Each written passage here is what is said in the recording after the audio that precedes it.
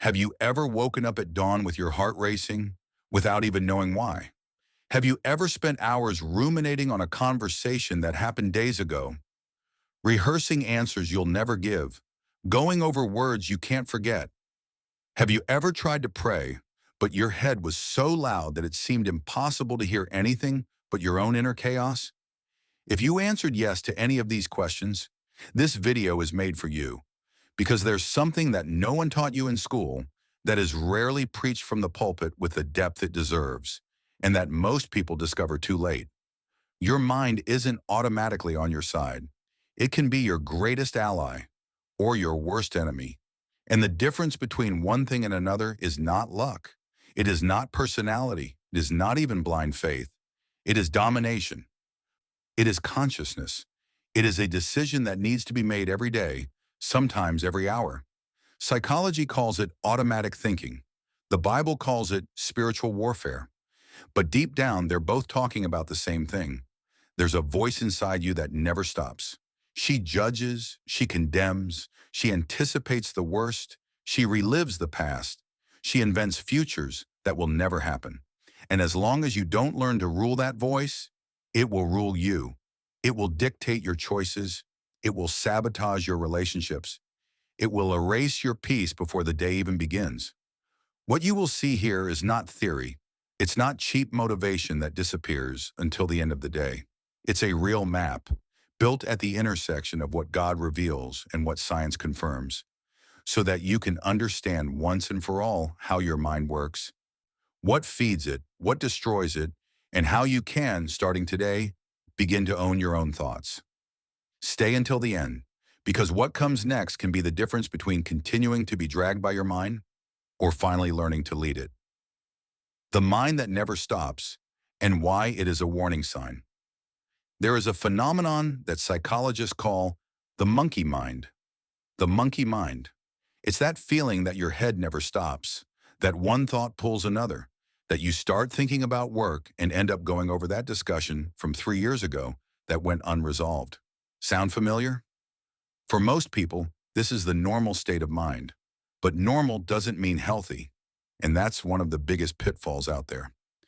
Researchers at Harvard University found that humans spend nearly 47% of their waking time thinking about something other than what they're doing. Almost half of your conscious life is being consumed by a mind that travels alone, without a pilot, without a clear destination. And the most impactful data of the research: this wandering mental state is directly linked to higher levels of unhappiness, regardless of what the person was doing at the time. It's not what you live that makes you unhappy. It's where your mind is while you live. But why does the mind work like this? The answer lies in biology and spirituality at the same time. And when you understand the two together, something inside you changes forever. From a psychological point of view, the human brain was built to survive, not to be happy. He is constantly scanning the environment for threats, going over painful memories to learn from mistakes, anticipating catastrophic futures to prepare for. It's a defense mechanism that worked very well for our ancestors in the African savannas, where a noise in the bush could mean death. The problem is that you are no longer in a savanna. You're trying to live, love, create, and grow. And your brain still acts like a predator is going to appear at any moment. From a spiritual point of view, the scriptures describe this phenomenon in impressive depth long before neuroscience existed. In Philippians 4:7, Paul speaks of a peace that surpasses all understanding, a peace that does not depend on perfect circumstances, but on a deliberately and consistently cultivated internal state. This is not vague poetry. It is a practical and accurate instruction for those who want to master their own mind instead of being dominated by it. The problem is that most people have never received this manual. They grew up watching the adults around them also dominated by their own thoughts. Anxious parents, stressed teachers, leaders carrying unresolved guilt. And we learn by unconscious imitation that this is the normal way of existing. We internalize that having a full head is a sign of responsibility, that worrying too much is proof of love, that not stopping is the price of success. It is not. It is the price of unconsciousness. When the mind doesn't stop, it doesn't just tire you out physically, It drains your creative energy, compromises your ability to make good decisions, poisons your relationships with irritation and impatience, and blocks your spiritual connection in a way that no amount of religious effort can compensate. Have you ever tried to really pray with your head racing? Have you ever tried to hear God's voice amidst the inner din of 1,000 simultaneous worries? It's almost impossible. The noisy mind is the biggest obstacle between you and everything that really matters. The first step to changing this is not effort. It is perception. It's learning to observe your own mind as if you're a curious researcher, not a desperate prisoner. When a distressing thought appears, and instead of jumping into it head first, ask, is this thought a fact or a story my mind has made up? That simple question creates a distance between you and thought, and in that distance lies your freedom, because you are not your thoughts. You are the one who observes them. You are the one who decides which one you will invest energy, attention, and belief in. Recognizing that your mind is out of control isn't weakness. It's the beginning of everything. It is the honest diagnosis without which no transformation begins. And the good news is that the same mind that has imprisoned you until today has the potential to set you free. Not tomorrow, not when circumstances improve. Now, with what you already have, with who you already are. Awakening begins the moment you decide that you will no longer be governed by what has gone through your head, but by what you consciously choose to cultivate within it. What you consume every day is shaping who you are. Imagine that your mind is fertile ground. Everything you plant in it grows. The problem is that it doesn't choose the seeds. She accepts anything you throw at her: fear, faith, envy, gratitude, hope, despair. And what you sow over and over again today becomes the harvest of your life tomorrow. Now you ask yourself an honest question: what have you planted? Neuroscience has a fascinating name for the mechanism behind it: neuroplasticity. The brain changes physically according to what you repeat. Every thought you have creates or strengthens a neural connection, like trails through a dense forest. The more you travel the same trail, the wider and more automatic it becomes. This is extraordinary when you are cultivating thoughts of faith, gratitude, forgiveness, and hope. But it's devastating when you're reinforcing trails of anxiety, comparison, resentment, and defeat. The brain doesn't judge the content, it only strengthens what you repeat. And what feeds these neural pathways? Absolutely everything you consume: the content you watch, the songs that play while you drive, the conversations you choose to have or tolerate, the news you absorb in the morning before you've even had your coffee, the social networks you compulsively scroll through before bed, filling your mind with comparison and anxiety just when it should be preparing for rest. Every piece of information that enters your mind leaves a mark, and the sum of these marks over the days, weeks, and years forms who you believe you are. Romans 12:2 says something that goes far beyond religious instruction. It is the accurate description of a real psychological process. Do not be conformed to this world, but be transformed by the renewing of your mind. The Greek word used for renewal is anakinosis, a complete, radical transformation from the inside out. Paul was not asking for a temporary effort of will. I was describing an active and continuous process of mental reprogramming. And the vehicle of this reprogramming is, to a large extent, what you decide to put inside yourself every day. Think about the amount of hours you spend consuming content that doesn't edify you, doesn't challenge you, doesn't bring you closer to anything that really matters. I'm not talking about healthy entertainment. Human beings need lightness, humor, and mental rest. I'm talking about compulsive and unconscious consumption of tragedy, conflict, comparison, and superficiality. Every time you watch content that activates your fear, you are watering a seed of anxiety. Every time you consume something that arouses envy, you are fertilizing a deep feeling of inadequacy. And the worst, you don't even realize that you are doing this, because consumption has become automatic. Psychology calls the exposure effect the phenomenon where the more you are exposed to something, the more familiar and acceptable it becomes. This explains why people who continually consume negative news develop a distorted and catastrophic view of the world. even if the reality around them is quite different. It explains why teenagers who spend hours on social media develop unrealistic standards of comparison and fragile self-esteem. It explains why you can go to sleep peacefully and wake up in anguish if what has entered your mind in the last few hours has been pure chaos. The solution is not to isolate yourself from the world or live in a spiritual bubble disconnected from reality. It's about developing what psychologists call consumer awareness, the ability to actively choose what comes into your mind rather than passively absorbing everything that comes your way. This starts with simple questions before consuming anything. Will it bring me closer to who I want to be, or will it take me away? Will it strengthen my faith, my peace, my clarity, or will it fuel fear, comparison, and inner noise? Philippians 4:8 gives a golden filter to this. Whatever is true, whatever is honest, whatever is just, whatever is pure, whatever is lovely, think on this. This verse is not a list of boring things. It is a mental curation protocol. It is God saying, you have the power to choose what occupies your mind. Use that power with intention, because the mind you feed today is the life you will live tomorrow. The thought that seems yours, but isn't. Here's one of the most liberating and at the same time most disturbing truth that modern psychology has discovered. Most of the thoughts you believe are yours actually aren't.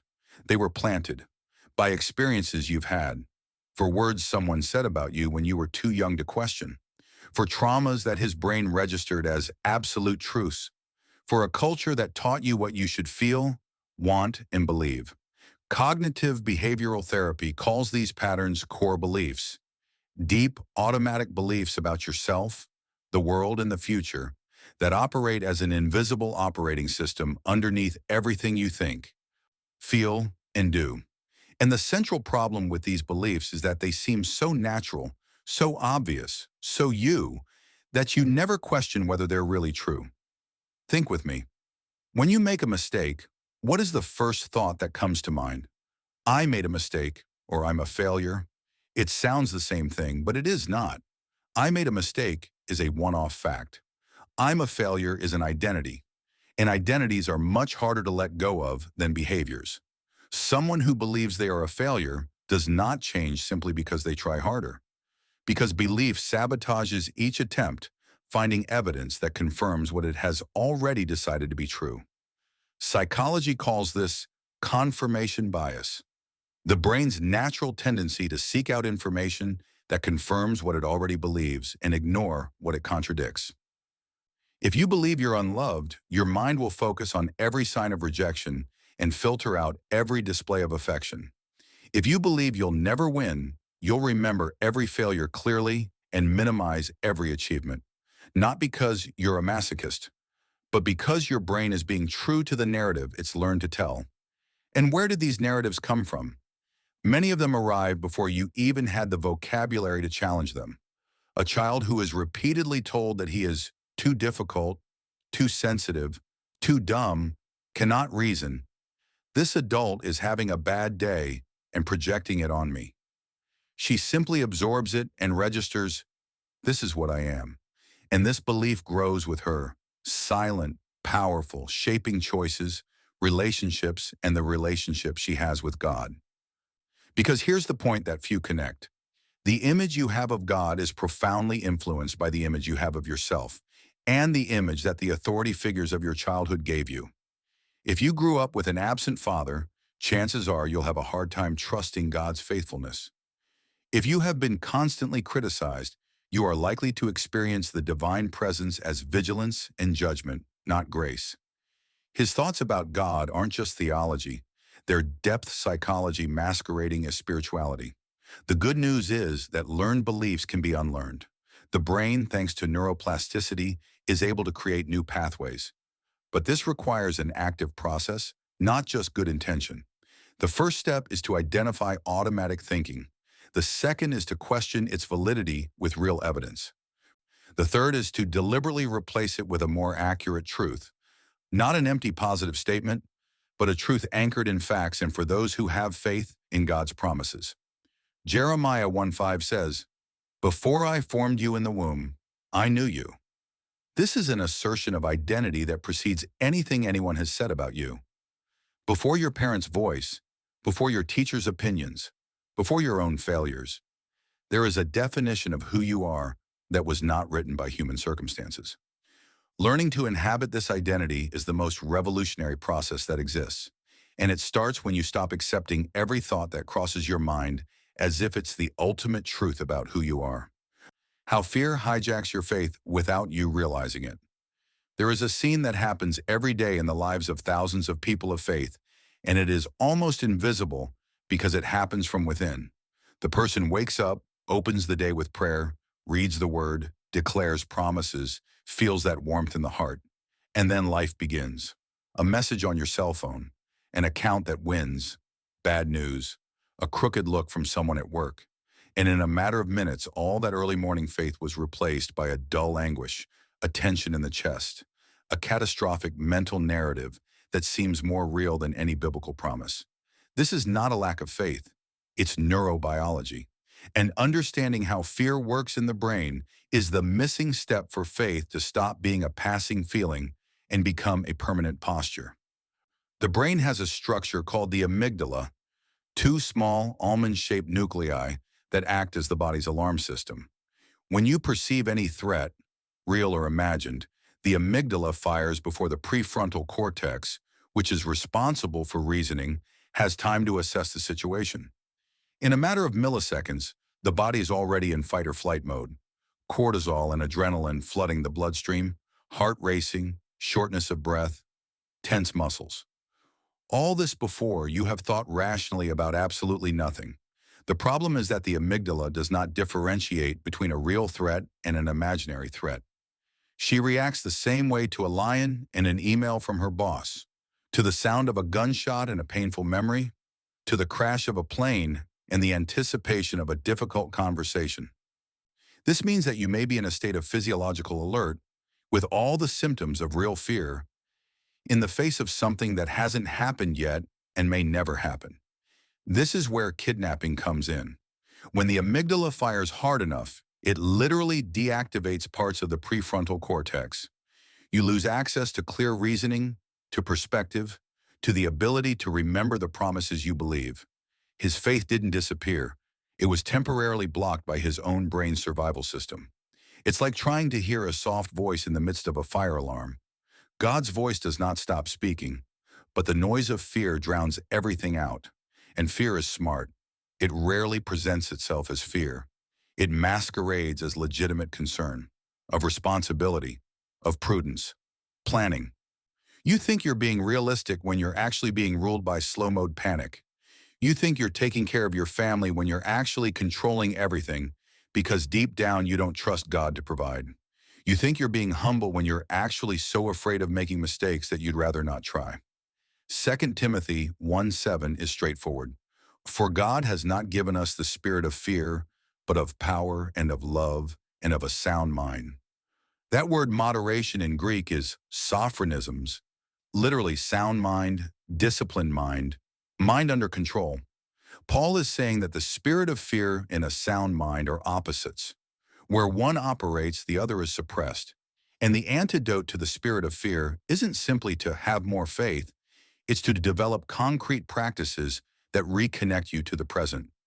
Defuse the amygdala alarm and make room for faith to work again. These practices exist, and science and spirituality agree on them. Conscious breathing, for example, is the only autonomous function of the body that you can control voluntarily, and it has direct access to the nervous system. 3 slow, deep breaths are enough to start deactivating the stress response. It is no coincidence that so many spiritual traditions associate prayer and meditation with breathing. Deliberate silence, active gratitude, connection to the present moment, all of these practices work directly against the fear mechanism. To dominate your mind is not to pretend that fear does not exist. It's learning to recognize him by name, understanding what he's doing in your body, and choosing, actively and repeatedly, not to let him be the narrator of your story. The mental discipline God expects of you, and that no one has taught you. If you grew up in a religious environment, you probably learned a lot about spiritual discipline. praying every day, reading the Bible, fasting, congregating, dismar. These are real important practices with inestimable value. But there is one discipline that rarely appears in sermons, that is almost never taught in cells or growth groups, and that can be the missing link between your faith and your real transformation: mental discipline. And when I talk about mental discipline, I'm not talking about willpower. Willpower is a finite resource. Psychology studies show that it is depleted throughout the day like a battery, and that the best decisions tend to be made early, before decision fatigue sets in. A life built on willpower alone is a life that will work well in the mornings and fall apart in the evenings. I'm talking about something deeper and more sustainable: building an intentional mental environment, a set of habits, structures, and choices that make healthy thoughts the path of least resistance, not the result of heroic effort, but the natural pattern of your trained mind. The first dimension of this discipline is attention. Attention is the scarcest resource of the 21st century. Billion-dollar companies are built to hijack your attention, algorithms designed by behavioral engineers to keep you engaged for as long as possible, not necessarily with content that feels good to you. Regaining control of your attention is an almost revolutionary act today. And it starts with a simple question: where does my attention go when I'm not actively deciding where it goes? The second dimension is internal dialogue. We all have a voice in our heads that comments on everything that happens, a constant narrator who evaluates, compares, critiques, and interprets. Most people have never questioned the tone of that voice. Does she speak to you the same way you would speak to a dear friend? Or is she cruel, impatient, and harsh in a way you would never be to someone else? Research in positive psychology shows that the tone of self-talk has a direct impact on emotional resilience, self-esteem, and even performance on complex tasks. Training the inner voice to speak compassionately and clearly is not self-indulgence. It is mental hygiene. The third dimension is the management of emotions, not suppression, but regulation. There is a huge difference between repressing an emotion and processing it.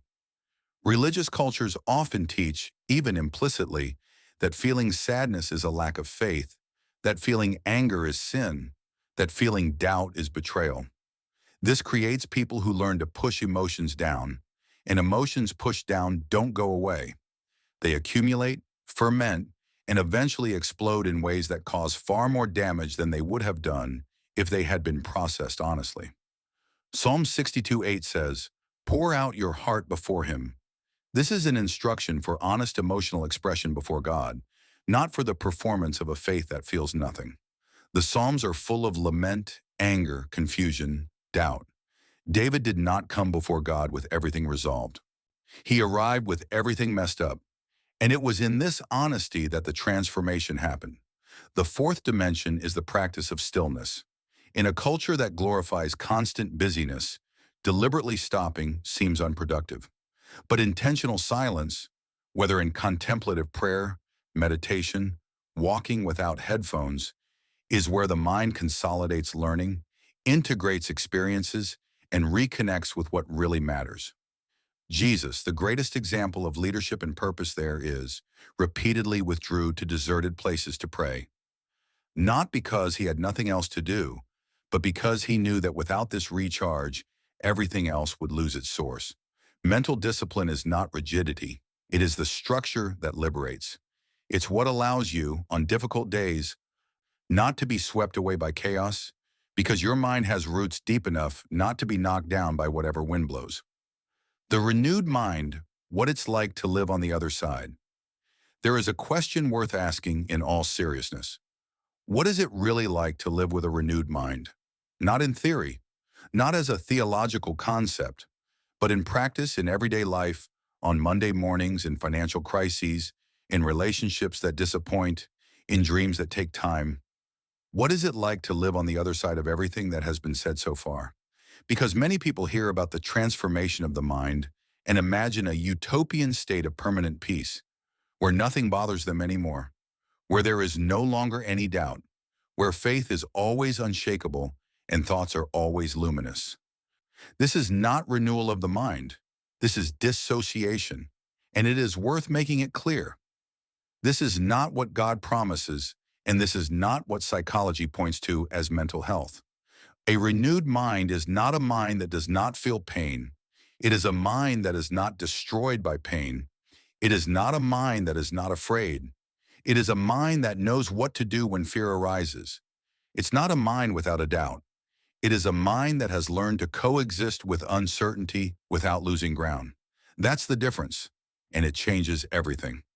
From a psychological standpoint, what researchers call advanced emotion regulation is the ability to feel an intense emotion without being fully taken over by it.